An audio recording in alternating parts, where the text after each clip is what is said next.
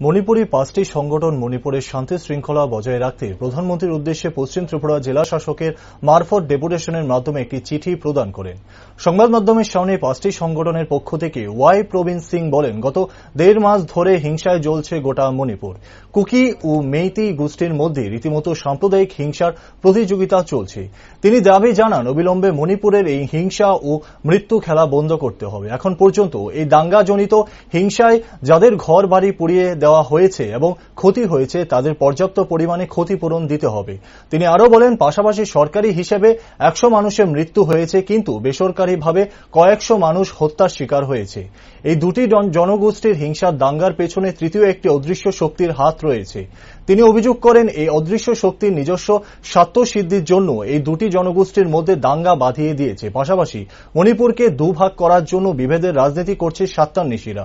তিনি ক্ষোভ প্রকাশ করে বলেন, ১.৫ মাস ধরে মণিপুরে অগ্নিসংযোগ, ভাঙচুর, হত্যা চলছে, কিন্তু কেন দেশের প্রধানমন্ত্রী নীরবতা পালন করছে? এখন পর্যন্ত একটি কথাও বলেছে না কেন?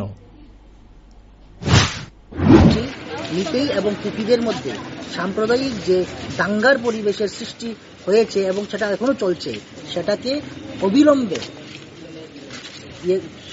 শান্তি ফিরিয়ে আনতে হবে, সেটাকে অবিলম্বে স্টপ করতে হবে, বন্ধ করতে হবে এবং আজ পর্যন্ত যে সমস্ত ধ্বংস হয়েছে মণিপুরে, সেই সমস্ত ধ্বংসের পর্যাপ্ত ক্ষতিপূরণ দিতে হবে।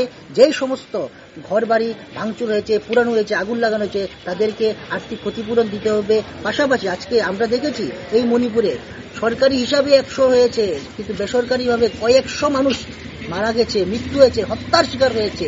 এবং এই যে দুটি জনগোষ্ঠীর মধ্যে বিভেদ, এটা দুটি জনগোষ্ঠী স্বতঃস্ফূর্তভাবে করেনি।